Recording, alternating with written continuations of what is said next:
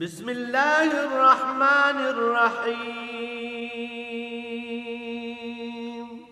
الرحمن علم القرآن.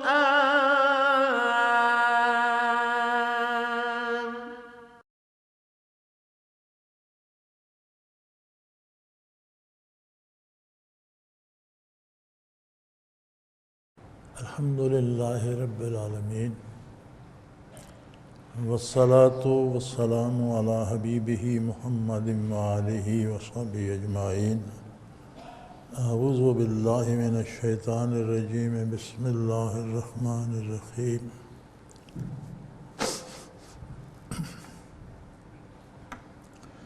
ومن یعش عن ذکر الرحمن نقیض له شیطانا فهو له قرین وَإِنَّهُمْ لَيَصُدُّونَهُمْ عَنِ السَّبِيلِ وَيَحْسَبُونَ أَنَّهُمْ مُهْتَدُونَ حَتَّى إِذَا جَاءَنَا قَالَ يَا لَيْتَ بَيْنِي وَبَيْنَكَ بُعْدَ الْمَشْرِقَيْنِ فَبِئْسَ الْقَرِينُ. اللهم سبحانك لا علم لنا إلا ما علمتنا إنك أنت العليم الحكيم. رب اشرح لي صدري ويسر لي أمري واحلل عقدة من لساني يفقهوا قولي. رب زدني علما. مولاي صل وسلم دائما أبدا على حبيبك خير الخلق كلهم.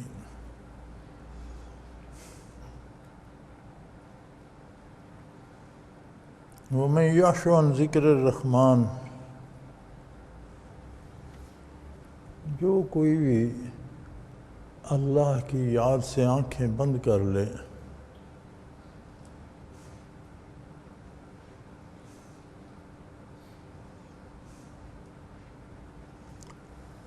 قرآن کریم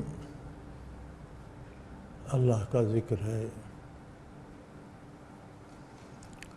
ذکر الہی کے مختلف مدارج ہیں. ایمان لانا بھی ذکر الہی ہے، اللہ کی یاد اس میں موجود ہے.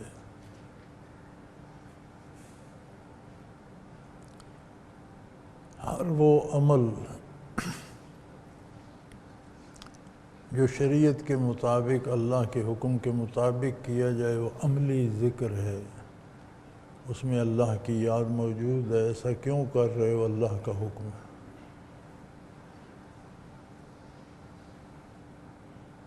زبان سے اللہ کا نام لینا، تلاوت کرنا، دعا کرنا، عبادات، نماز، روزہ، تسبیحات، یہ ذکر لسانی ہے. عمل کرنا شریعت کے مطابق عملی ذکر ہے. دوسرا ذکر لسانی ہے، زبان کو اللہ کی یاد سے تر رکھنا، تلاوت سے لے کر تسبیحات تک سب اس میں شامل ہیں. اور سب سے اعلیٰ ذکر قلبی ہے کہ دل ذاکر ہو جائے اور کوئی لمحہ غفلت نہ رہے، ہمہ وقت اللہ اللہ کرتا رہے. ذکر قلبی کے لیے بھی یہ بنیادی ذکر جو ہیں یہ شرط ہیں.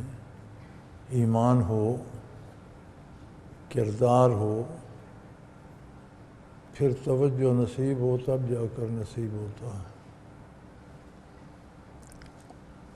وَمَن يَعْشُ عَن ذِكْرِ الرَّحْمَنِ، جو لوگ اللہ کی یاد سے آنکھیں بند کر لیتے ہیں، زندگی بھر نہ کتاب اللہ کو کھول کر دیکھتے ہیں، نہ اللہ کی عظمت کا ادراک کرتے ہیں، نہ اطاعت الہی کا اہتمام کرتے ہیں،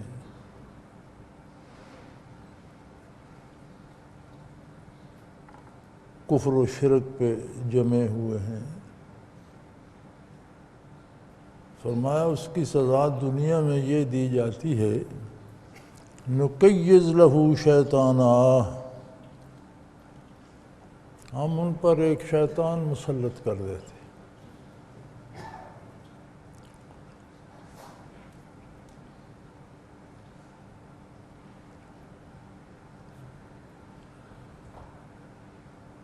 نبی علیہ الصلوۃ والسلام کے ارشاد کا مفہوم ہے کہ بنی آدم میں جہاں کوئی پیدا ہوتا ہے اس کے ساتھ ایک شیطان پیدا ہوتا ہے،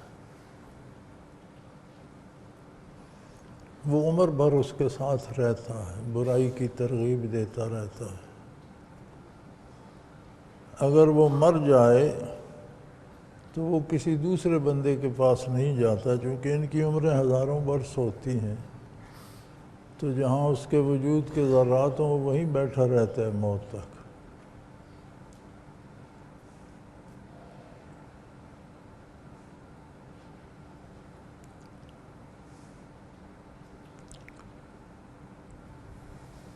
مغرب میں بھی اور ہمارے ہاں بھی ایک طریقہ ہے، عاملین حضرات روحوں کو حاضر کرتے ہیں، روحیں برزخ سے واپس نہیں لائی جا سکتی۔ اگر مرنے والا نجات میں ہے اور اس کی روح، اس کی قبر جنت کا باغ ہے اور اس کی روح جنت کے باغوں میں ہے، تو دنیا کے عامل اسے پکڑ کر دنیا میں لے آئیں، یہ کیسے ممکن ہے؟ اور اگر وہ اس کی قبر جہنم کا گڑھا ہے اور اس کی روح گرفتار بلا ہے تو وہاں سے کون لائے گا؟ لہذا یہ جو عامل عملیات کرتے ہیں اور روح حاضر ہوگی، روح نہیں ہوتی، وہی شیطان ہوتا ہے جو اس کے ساتھ ساری عمر رہا، اس کا لب و لہجہ بھی جانتا ہے، اس کے سارے حالات بھی جانتا ہے، ساری باتیں بھی جانتا ہے۔ لیکن یہ جو شیطان بطور سزا مسلط کیا جاتا ہے، یہ اس کے علاوہ ہے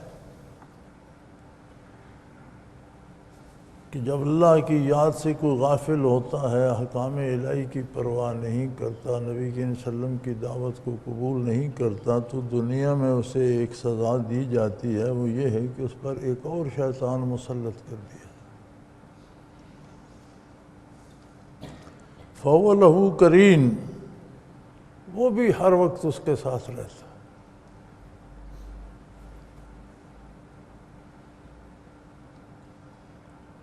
اور یہ کرتے کیا ہے؟ شیطان دو اکٹھے ہو گئے، یہ کیا کرتے ہیں؟ فرمایا وَإِنَّهُمْ لَيَصُدُّونَهُمْ عَنِ السَّبِيلِ، وہ اسے اللہ کی راہ سے روکتے، نیکی سے، بھلائی سے، اچھائی سے روکتے ہیں۔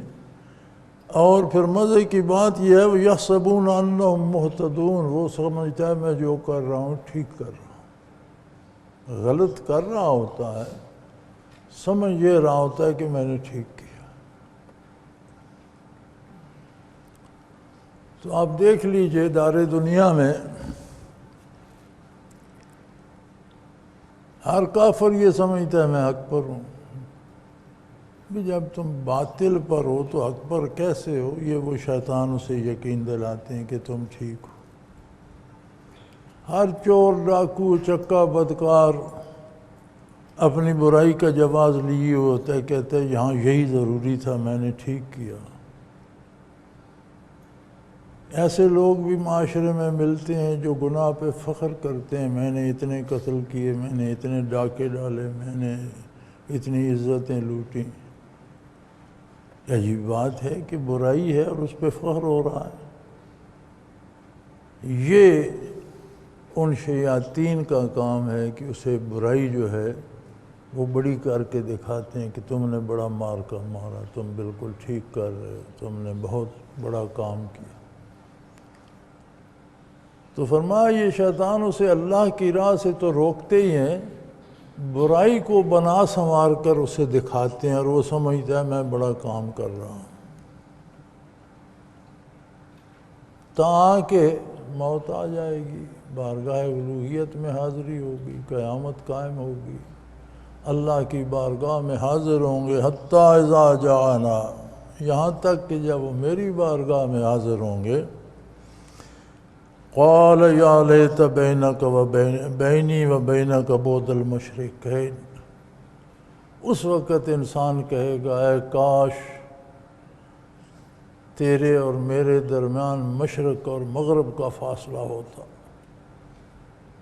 مشرق و مغرب ایک تو ایک دوسرے سے انتہائی دور ہیں، دوسرا کبھی مل نہیں سکتے۔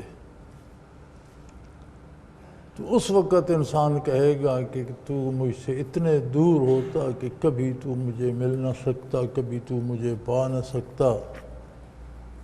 فبئس القرین، تو بہت برا ساتھی تھا، تو نے مجھے تباہ کر دیا۔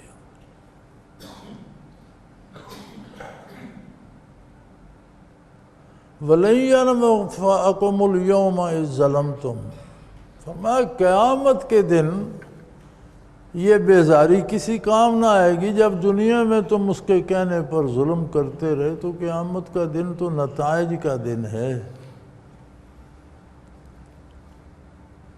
آخرت یا موت کے بعد تو دار عمل ختم ہو جاتے ہیں، عمل کا کام تو ختم ہو گیا، اب تو اس کے ثمرات، اس کے نتائج آنے ہیں۔ تو آج کی بیزاری کوئی فائدہ نہ دے گی۔ لن ینفعکم، لوگوں تمہیں اس کا کوئی فائدہ نہیں ہوگا کہ تم اللہ کے حضور پہنچ جاؤ پھر شیطان سے بیزاری کا اعلان کرو۔ کرنا ہے تو آج کرو۔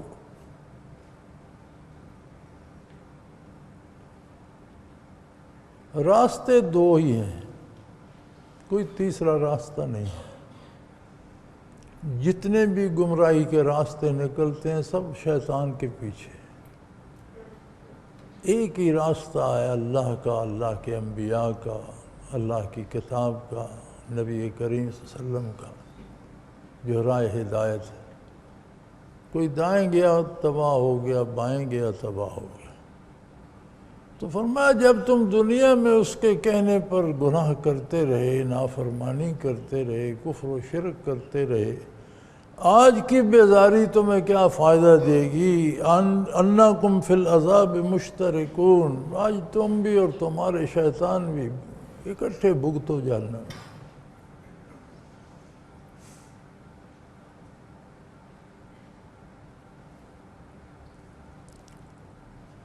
ایک حدیث شریف کا مفہوم ہے کہ بندے اس کے ساتھ ہوں گے جس سے وہ محبت رکھتے ہیں، آخرت کو اسی کا ساتھ نصیب ہوگا۔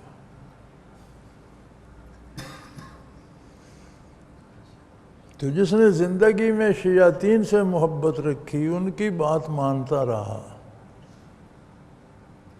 آخرت میں عذاب میں انہی کے ساتھ، انہی کا شریک ہوگا۔ جس نے اللہ کے رسول، اللہ کے دین سے محبت کی، وہ اس کے ساتھ ہوگا۔ تو فرمایا آج کی بیزاری تمہیں فائدہ نہیں دے گی۔ آج کیا فائدہ؟ تو جب دار عمل تھا اس وقت تم اس کے کہنے پر عمل کرتے رہے، تو آج بھگتو انہی شیاطین کے ساتھ۔ انکم فی العذاب مشترکون، تم عذاب میں شریک ہو، ایک دوسرے کے ساتھ ہو، بھگتو۔ افانت تسمع الصم، فرمایا دیکھ لیجئے میرے حبیب، ان بہروں کو آپ کیسے سنا سکتے؟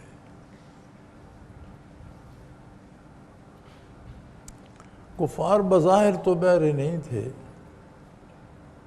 حضور کے ارشادات عالی سنتے تھے تو جواب دیتے تھے، یا ناراض ہوتے تھے، یا ایذا پہنچاتے تھے، لیکن قبول نہ کرنا نہ سننے کے برابر ہے۔ جب انہوں نے قبول نہیں کیا تو گویا انہوں نے سنا ہی نہیں۔ تو اللہ کریم فرماتے ہیں ایسے کانوں کا کیا فائدہ جن سے حق سنائی نہ دے۔ یہ تو بہرا پن ہے، قوت سماعت نہ ہونے کی بات ہے۔ تو فرمایا ایسے بہروں کو جو قوت سماعت ہوتے ہوئے نہیں سن رہے۔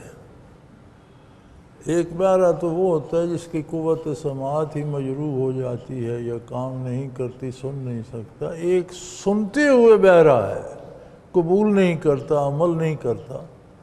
تو فرمایا آپ اس کے ساتھ کیا کر سکتے ہیں؟ چونکہ ہر بندہ اپنے کردار کا مکلف ہے، ہر بندہ راہ اپنانے میں آزاد ہے، آپ کا کام پیغام پہنچانا ہے۔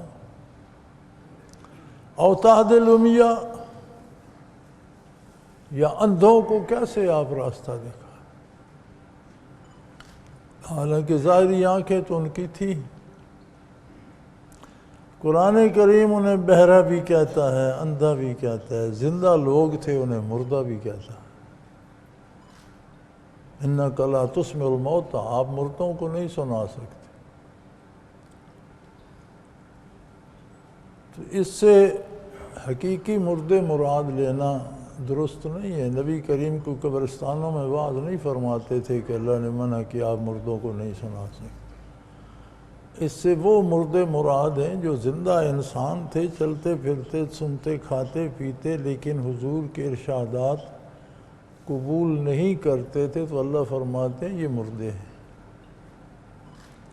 جیسے مردہ عمل نہیں کر سکتا، یہ بھی کردار سے، عمل سے محروم ہے۔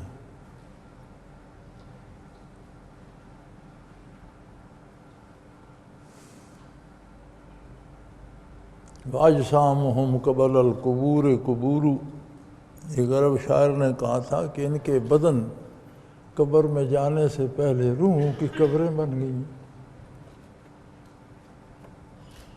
تو اللہ کافر کو چلتی پھرتی قبر فرماتا ہے کہ اس کی روح مر چکی ہے، یہ ایک میت اٹھائے ہوئے قبر پھر رہی ہے۔ اسی طرح فرمایا جو حق نہیں سنتا اس نے گویا کیا سنا، جو حق دیکھتا نہیں اس نے کیا دیکھا، وہ اندھا ہی رہا۔ ومن کان فی ضلال مبین، جو کہ واضح گمراہی میں ہو۔ واضح گمراہی یا ضلال مبین کیا ہوتا ہے؟ بندے کو پتہ ہوتا ہے میں غلط کر رہا ہوں، لیکن اس کے اپنے اندر ایک اپنی آنر، ایک اپنا مقام ہوتا ہے کہ میں اگر غلطی تسلیم کروں گا تو یہ میری شان کے خلاف ہے، اس پہ جمع رہتا ہے، کہتے نہیں یہی صحیح ہے جو میں نے کیا ہے۔ تو فرمایا یہ جو آپ صلی اللہ علیہ وسلم کی بات نہیں مانتے، یہ جانتے ہیں کہ حق آپ کے ساتھ ہے، سچے آپ ہیں، ہم غلط کر رہے ہیں، لیکن مانتے نہیں، سنتے ہیں عمل نہیں کرتے، دیکھتے ہیں عبرت حاصل نہیں کرتے۔ نہ انہیں کانوں کا کوئی فائدہ حاصل کیا انہوں نے، نہ انہیں بصارت کوئی فائدہ دے سکی، اور نہ ان کے اعمال سدھر سکے۔ فَإِمَّا نَذْهَبَنَّ بِكَ فَإِنَّا مِنْهُ مُنْتَقِمُونَ، ہو سکتا ہے آپ اس دنیا آب و گل سے پردہ فرما جائیں، یا آپ کے سامنے بھی ہو سکتا ہے آپ دنیا سے پردہ فرما جائے تو بھی یہ بچیں گے نہیں۔ اِنَّا مِنْهُم مُنْتَقِمُونَ، ہم ان کے کردار کا بدلہ ان سے لیں گے۔ آپ کے سامنے ہو سکتا ہے، یہ تو اللہ کی مرضی پہ موقوف ہے، جب چاہے، لیکن نافرمانی اپنا پھل دنیا میں بھی دے جاتی ہے، ذلیل کرتی ہے، رسوا کرتی ہے، بے آبرو کرتی ہے، تکلیف دیتی ہے، اور آخرت تو برباد کرتی ہے۔ تو فرمایا اللہ کے انتقام، اللہ کی سزا، اللہ کا عذاب بڑا سخت ہے۔ یہ آپ کی نافرمانی کر رہے ہیں، اللہ کی بات کو ٹھکرا رہے ہیں، اندھے اور بہرے بنے ہوئے ہیں، تو اس کی سزا انہیں آپ کے سامنے ملے یا آپ دنیا سے پردہ فرما جائیں تو ملے، لیکن انہیں اس دنیا میں بھی سزا ضرور ملے گی اور آخرت میں بھی۔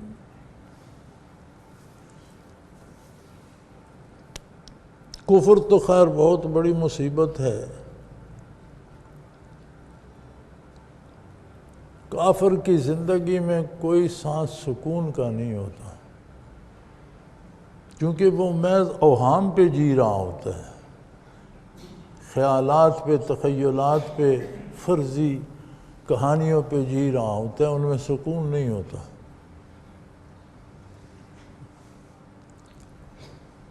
بدکار کی زندگی میں بھی سکون نہیں آتا، کوئی برائی سکون نہیں دیتی۔ چور، ڈاکو، ظالم، بدکار، قاتل، لٹیرے، رشوت خور، ساری زندگی لمحہ لمحہ پریشان کرتی۔ یہ اللہ ہوتی ہے جو اس دنیا میں بھی مسلط ہو جاتی، پھر آخرت دائمی اور ابدی ہے، دنیا وقتی اور عارضی ہے۔ جو چیز مضبوط ہوتی ہے وہ وقتی چیز کو اپنے اثر میں لے لیتی ہے، جو چیز وقتی اور عارضی ہوتی ہے وہ کمزور ہوتی ہے، جو دائمی ہوتی ہے وہ طاقتور ہوتی ہے۔ تو طاقتور کا عکس کمزور پہ پڑتا ہے، متاثر ہوتا ہے۔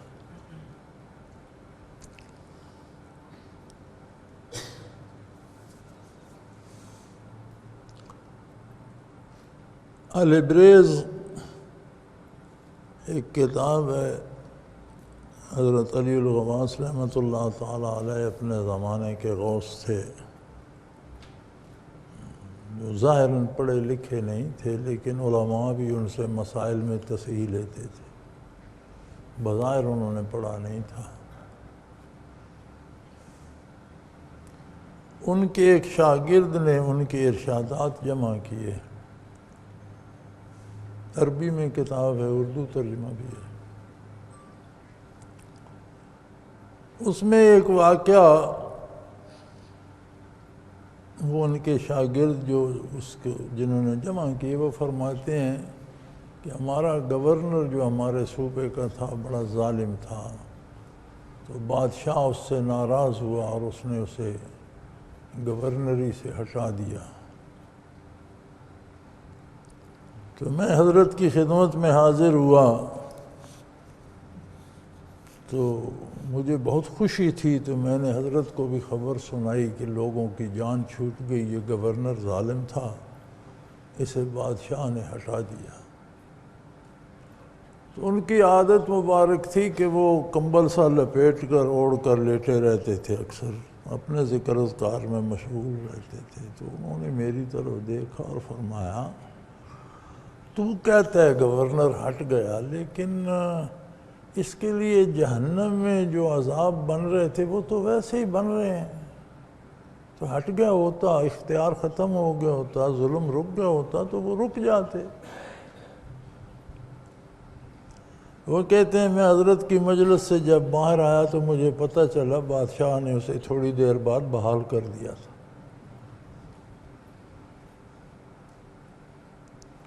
یعنی برائی جو یہاں کی جاتی ہے وہاں اس کی سزا بنتی ہے، وہ دائمی ہے، یہ دنیا عارضی ہے، اس کا عکس پھر بندے کے دل پہ آتا۔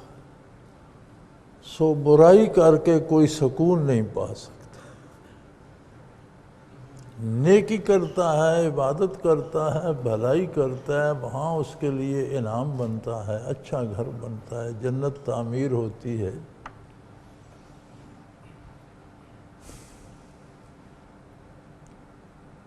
اس کا پرتو اس بندے کے دل پہ آتا ہے، وہ فقیر ہو تو بھی پرسکون ہوتا ہے، بدکار بادشاہ ہو تو بھی بے قرار ہوتا ہے۔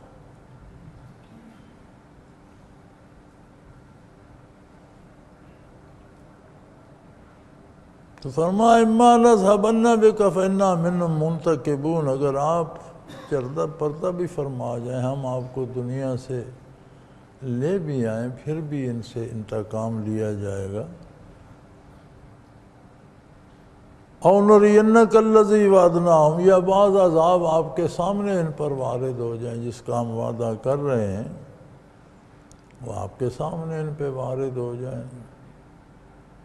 سو بدر و احد میں، فتح مکہ میں ذلیل ہوئے، قتل ہوئے، تباہ ہوئے، قید ہوئے۔ اِنَّا عَلَيْهِمْ مُقْتَدِرُونَ، ہم اس چیز پہ قادر ہیں، ہم کر سکتے ہیں، جو چاہیں جب چاہیں کر سکتے ہیں، یہ ہماری قدرت کاملہ میں ہے۔ قرآن حکیم تاریخ کی کتاب نہیں ہے، قرآن کا موضوع تاریخ نہیں ہے، تو پھر یہ تاریخی واقعات کیوں بیان کرتا ہے؟ یہ تاریخ کے طور پر بیان نہیں فرماتا، یہ عبرت کے طور پر بیان فرماتا ہے کہ کس قوم کا کردار کیا تھا، اس کا نتیجہ کیا ہوا۔ تم بھی بنی آدم ہو، تم بھی روئے زمین پر ہو، تم بھی مکلف ہو۔ دامان رسالت کو تھامو گے تو نتیجہ کیا ہوگا، نافرمانی کرو گے تو انجام کیا ہوگا؟ تو قرآن عبرت کے لیے بیان فرماتا ہے۔ پھر ارشاد ہوتا ہے فَاسْتَمْسِكْ بِالَّذِي أُوحِيَ إِلَيْكَ، اے میرے حبیب، آپ صلی اللہ علیہ وسلم پر جو وحی نازل ہوتی ہے اسے قابو رکھیے۔ فَاسْتَمْسِكْ، تمسک ہوتا ہے چمٹ جانا، جز بن جانا، ساتھ لگ جانا۔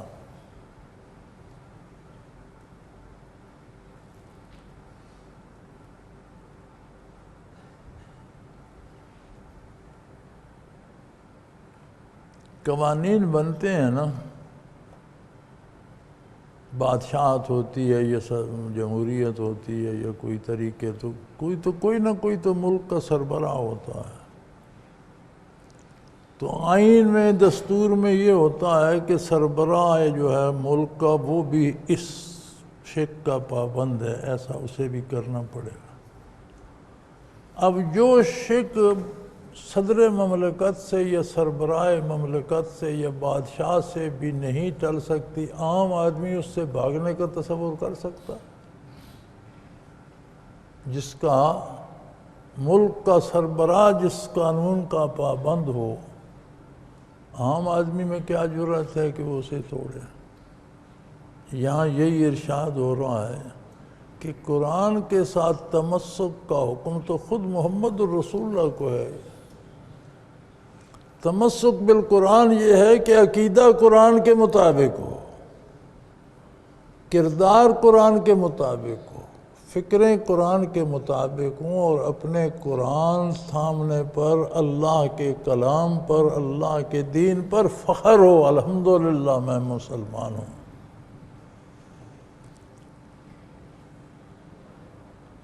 یہ شرمندہ مسلمانی اور میں جی کمزور مسلمان کیا ہوتا ہے؟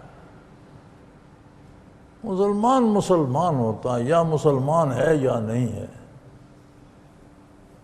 یہ بیماری کمزوری کا کوئی بہانہ نہیں ہے۔ فرمایا قرآن سے لپٹ جاؤ،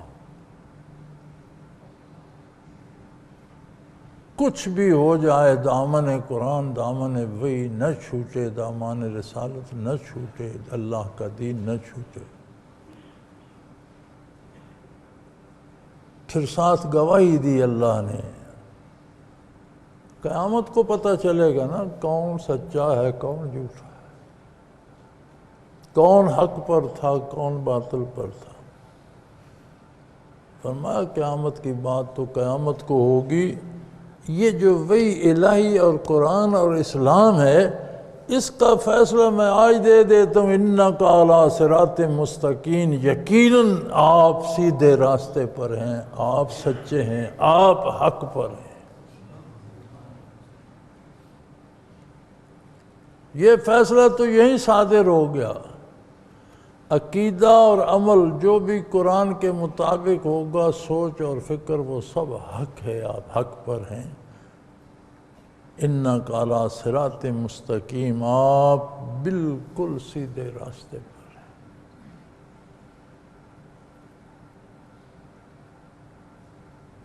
وَإِنَّهُ لَذِكْرٌ لَكَ وَلِقَوْمِكَ، یہ آپ صلی اللہ علیہ وسلم کے لیے اللہ کی یاد کا بہترین ذریعہ ہے۔ وَلِقَوْمِكَ، آپ صلی اللہ علیہ وسلم کی قوم کون ہے؟ امت۔ آپ کی امت کے لیے۔ دنیاوی قومیں تو نسب اور نسل پر منحصر ہیں نا، فلاں کی اولاد ہے، اس کی قوم یہ تھی، یہ بھی اس قوم کا فرد ہے۔ انبیاء کی برکات امت میں تقسیم ہوتی ہے، نبی کی قوم اس کی امت ہوتی ہے۔ اسی طرح کسی بدکار کے پیچھے چلیں تو اس کی قوم میں شامل ہو جاتا ہے، جیسے فرمایا اغرقنا فرعون وآل فرعون، ہم نے فرعون کو اور اس کی آل کو، اب آل میں صرف فرعون کے کوئی گھر کے بندے تو نہیں تھے، اس کو تو پوری قوم ساتھ ڈوب گئی تھی، سب کو آل فرعون کا آ گیا، وہ فرعون کی قوم تھی۔ تو فرمایا یہ تو اللہ کی یاد کا بہترین، اللہ سے تعلق کا بہترین راستہ ہے آپ کے لیے، آپ صلی اللہ علیہ وسلم کی قوم کے لیے، آپ کی امت کے لیے۔ فَسَوْفَ تُسْأَلُونَ، اور پھر بہت جلد اس کے بارے پوچھا بھی جائے گا کہ کس نے مانا، کتنا مانا، کس نے کتنا عمل کیا، کس خلوص سے کیا۔ تو جس بات کی کل جواب دہی بھی ہونی ہے اس کی فکر تو زیادہ ہونی چاہیے۔ ایک بات ہوتی ہے کہ آج کرو، آج فائدہ ہوگا، چلو ٹھیک ہے،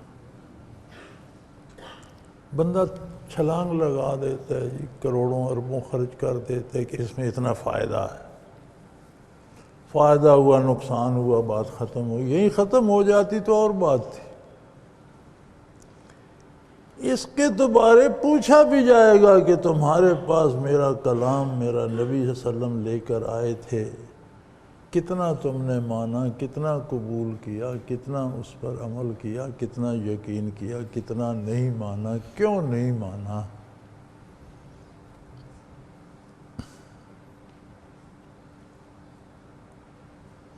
اور یہی بات وَاسْأَلْ مَنْ أَرْسَلْنَا مِنْ قَبْلِكَ مِنْ رُسُلِنَا، آپ سے پہلے جتنے رسول گزرے آپ ان سے پوچھ لیجئے، ان کی تحقیق کر لیجئے، ان کی تعلیمات پہ تحقیق کر لیجئے۔ یا اللہ آپ کے لیے دروازے کھول دیں، آپ ملاقات کر کے پوچھ لیجئے، جیسے شب معراج کو تمام انبیاء علیہ السلام نے حضور کے پیچھے دوگانہ ادا فرمایا۔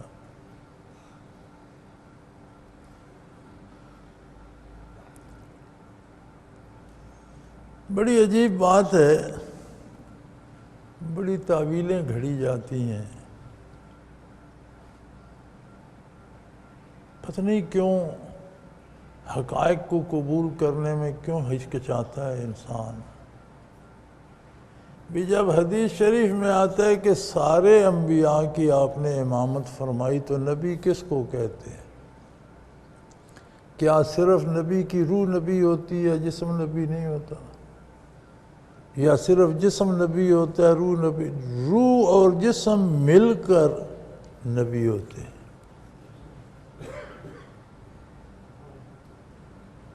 تو انبیاء اپنے اجسام ارواح کے ساتھ مکمل نبی حضور کی اقتداء میں تھے۔ جو شب معراج کو ملا سکتا ہے وہ ہر وقت بھی ملوا سکتا ہے۔ تو فرمایا آپ پہلے رسولوں سے پوچھ لیجئے۔ اب جب ہمیں یہ بات ہضم نہیں ہوتی تو ہم اس کا مفہوم یہ لکھتے ہیں پھر کہ ان کی تعلیمات پہ تحقیق کر لیجئے۔ وہ ہمارا حوصلہ نہیں نہ کرتا بات ماننے کو۔ ہم سمجھتے ہیں مجھ سے یہ نہیں ہو سکتا تو شاید انبیاء سے بھی نہیں ہو سکتا۔ نبی نبی ہوتا ہے۔ اللہ کی بہت بڑی نعمت ہے نبوت، جو صرف انبیاء کو ملتی ہے، غیر نبی اس کا سایہ بھی نہیں پا سکتا۔ تو فرمایا پہلے رسولوں سے پوچھ لیجئے، اجعلنا من دون الرحمن آلہۃ یعبدون، کسی نبی نے اللہ کے سوا کسی کی عبادت کرنے کا حکم دیا؟ یعنی یہ وہ حقیقت ہے جو آدم علیہ نبینا علیہ السلام سے لے کر آپ صلی اللہ علیہ وسلم تک ہر نبی نے بتائی، لا الہ الا اللہ۔ کسی نبی نے اللہ کے علاوہ کسی کی عبادت کا حکم نہیں دیا۔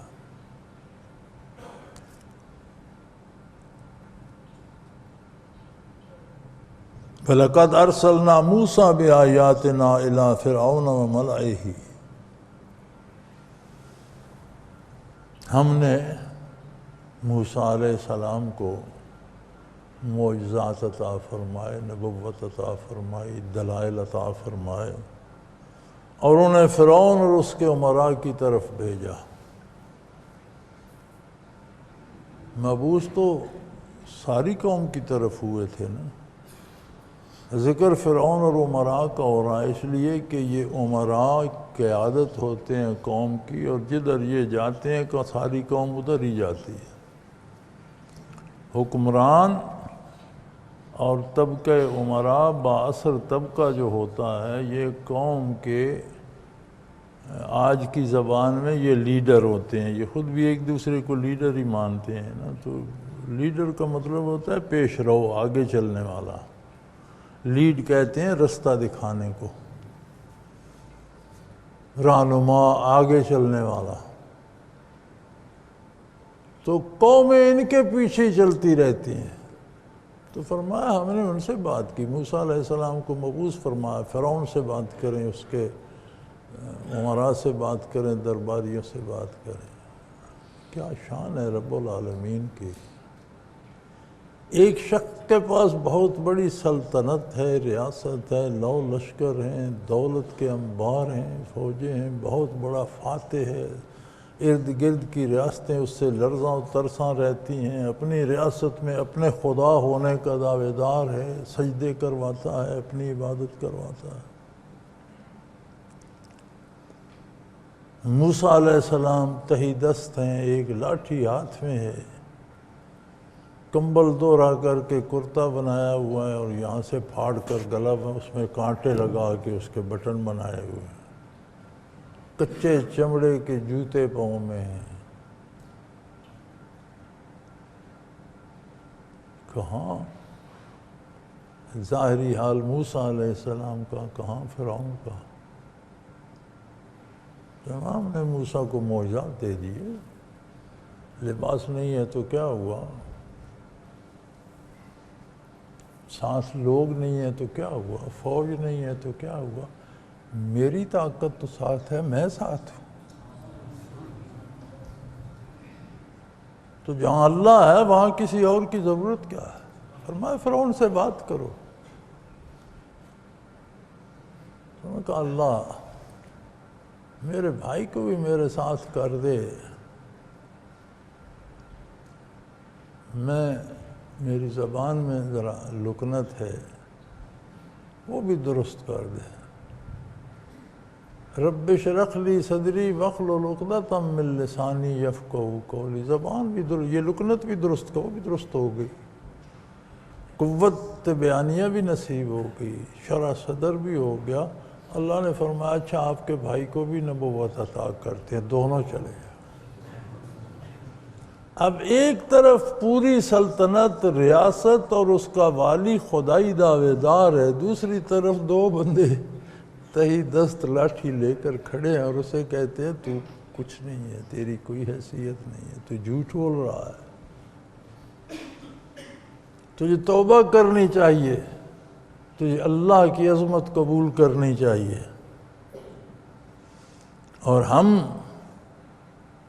اللہ کی طرف سے پیغمبر ہو کر تیرے پاس آئے ہیں، میں اللہ کا نبی ہوں، اللہ نے مجھے تمہاری طرف، وہ اللہ کو نہ مانتا ہے نہ جانتا ہے، لیکن اس کے نہ ماننے نہ جاننے سے عظمت الہی میں کوئی فرق آئے گا؟ کوئی نہیں، وہ تو اللہ ہے، اس کی شان وہی ہے۔ میں اللہ کا رسول ہوں۔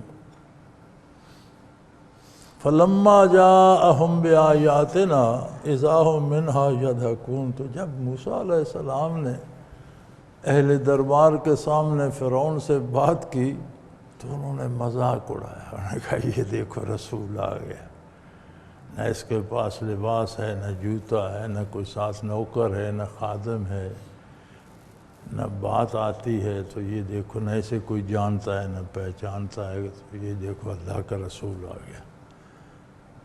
فَإِذَا هُمْ مِنْهَا يَضْحَكُونَ، انہوں نے موسیٰ علیہ السلام کا مذاق اڑایا۔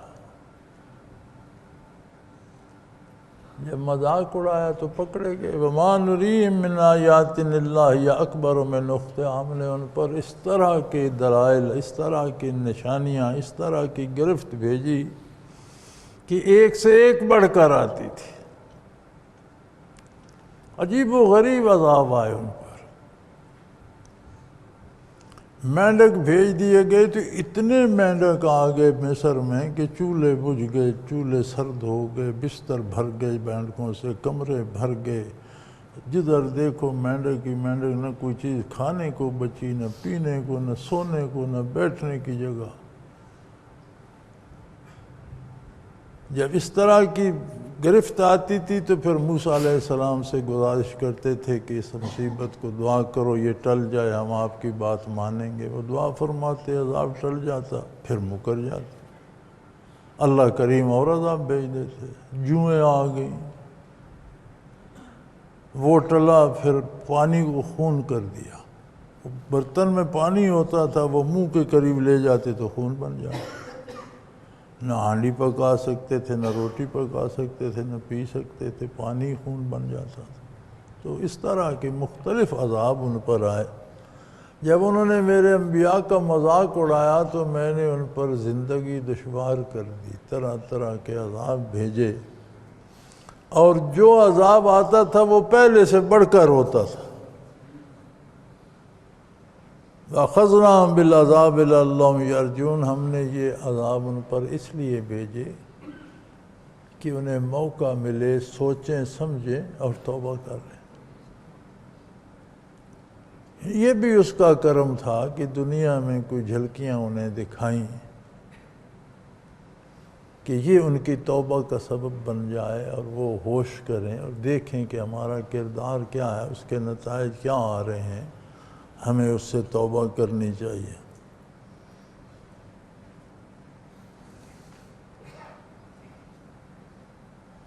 وَقَالُوا يَا أَيُّهَا السَّاحِرُ ادْعُ لَنَا رَبَّكَ بِمَا عَهِدَ عِندَكَ إِنَّنَا لَمُهْتَدُونَ، تو پھر موسیٰ علیہ السلام سے کہتے کہ تم بڑے جادوگر ہو، تو اپنے پروردگار سے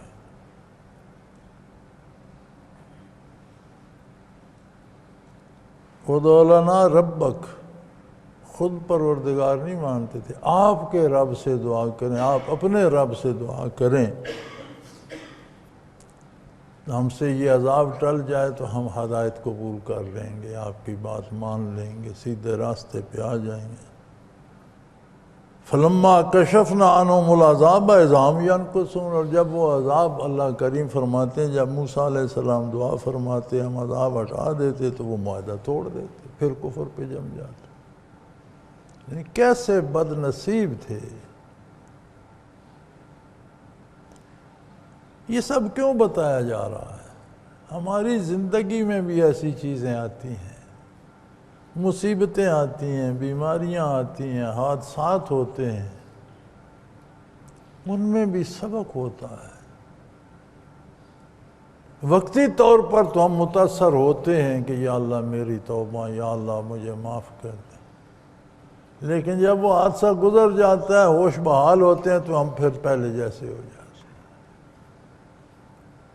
یہ کوئی فرعونیوں کی تاریخ بتانا مقصود نہیں ہے، بتانا یہ مقصود ہے کہ اپنے آپ کو تلاش کرو، تم کیا کر رہے ہو۔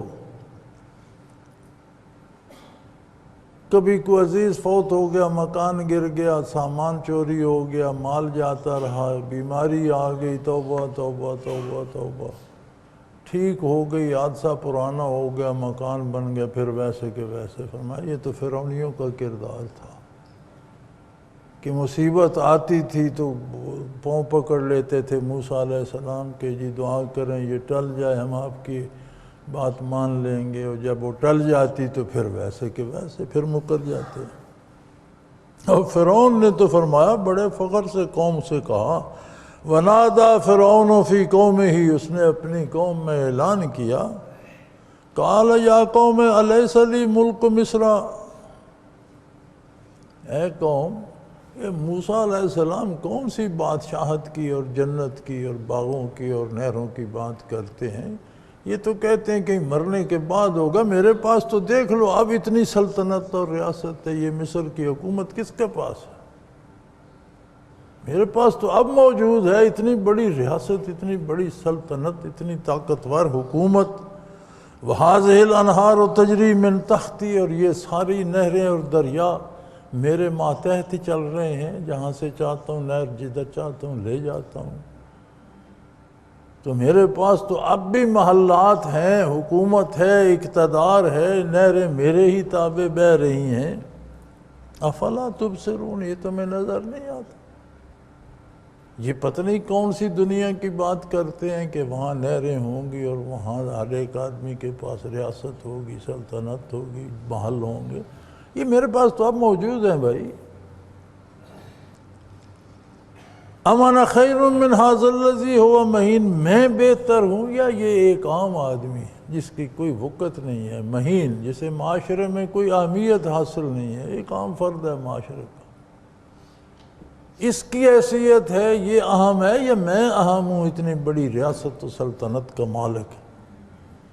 ولا یکاد یبین، اور یہ تو بات بھی واضح نہیں کر سکتا، اس کی تو زبان میں بھی لکنت ہے، یہ تو اچھی طرح بول بھی نہیں سکتا، اپنا ما فی الضمیر بتا بھی نہیں سکتا۔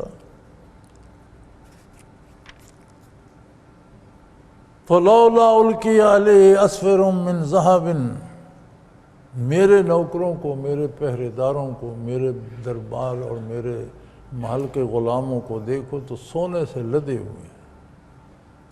اگر یہ اللہ کا رسول ہے تو اسے اللہ نے سونے کے کنگن اور شاہی لباس اور کیوں نہیں پہنایا؟ میرے خادم تو دیکھ لو، زرق برق لباس ہے، سونے سے لدے ہوئے ہیں، کنگن پہنے ہوئے ہیں، سونے کے ہار پہنے ہوئے ہیں۔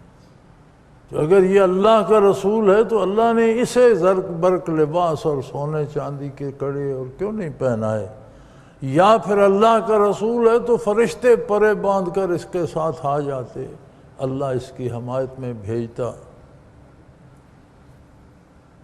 یہ ساری وہ خرافات تھیں جن میں کوئی وزن نہیں تھا۔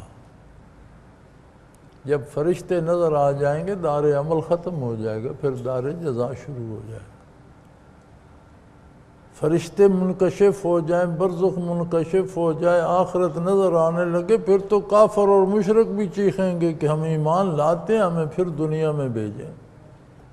یہی تو آزمائش ہے۔ اللہ کے نبی کی بات نہ ماننا اور اپنا مشاہدہ خود دیکھ کر ماننا، یہ تو ایمان بالغیب مقصود ہے۔ سب کچھ نبی کے حوالے سے ماننا مطلوب ہے۔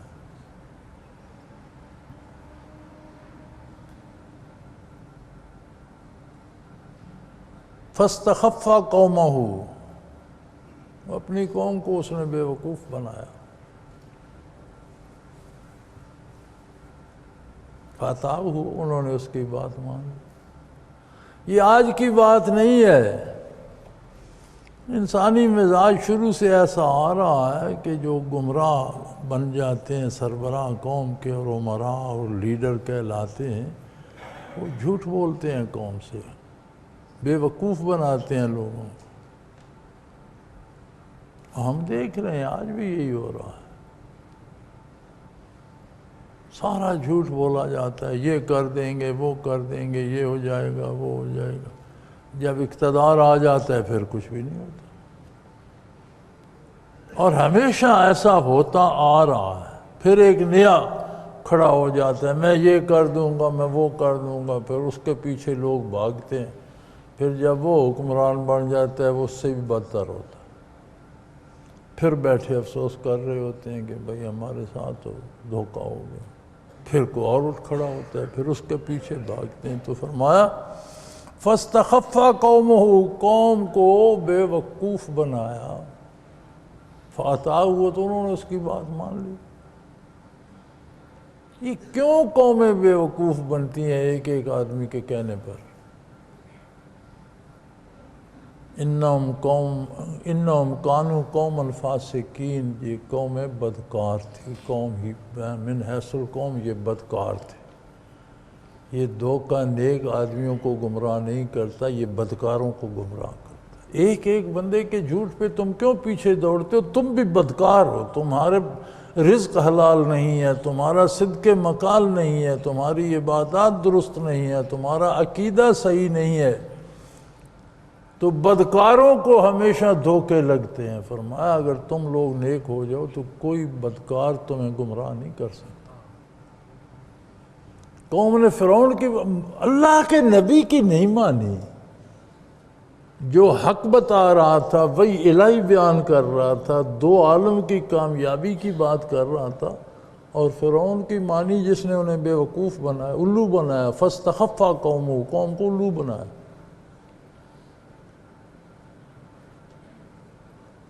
یہ قرآن کریم اس لیے بتا رہا ہے کہ ہوتا آج بھی یہی ہے۔ تو فرمایا جو گمراہ لوگ بن جاتے ہیں سربراہ قوموں کے اور عمراء اور لیڈر کہلاتے ہیں، وہ تو کرتے ہی ہیں، قومیں ان کی بات کیوں مانتی ہیں جب وہ دھوکہ دے رہے ہوتے ہیں؟ فرمایا قوم کی بدبختی یہ ہوتی ہے کہ جب قوم بدکار ہوتی ہے تو وہ جھوٹ کو مانتی ہے۔ بدعملی کی اور برائی کی سزا یہ ہے کہ جب خود اپنے وجود میں برائی ہوتی ہے تو پھر وہ برائی ہی کو قبول کرتا ہے۔ خود جھوٹ پہ کھڑے ہوتے ہیں، کپڑے سفید پہنے ہوتے ہیں، دل سیاہ ہوتا ہے، باتیں خوبصورت ہوتی ہیں، کردار ظالمانہ ہوتا ہے، بظاہر خیرات کرتے ہیں، حقیقتاً لوگوں کو لوٹتے ہیں۔ تو جب یہ کردار ہوتا ہے انہم کانوا قوما فاسقین، یہ قوم ہی بدکار تھی، اللہ کے نافرمان تھے، اس لیے نبی کی بات ان کے دل میں نہیں اتری، فرعون کی بات ان کے دلوں میں اتر گئی۔ فرعون کی بات مان لی، موسیٰ علیہ السلام کی نہیں مانی۔ فلما آسفونا، جب انہوں نے غضب الہی کو بھڑکایا، حد سے گزرے نبی کی مخالفت میں، ایک حد ہے ہر بات کی، جب وہ حد سے گزرے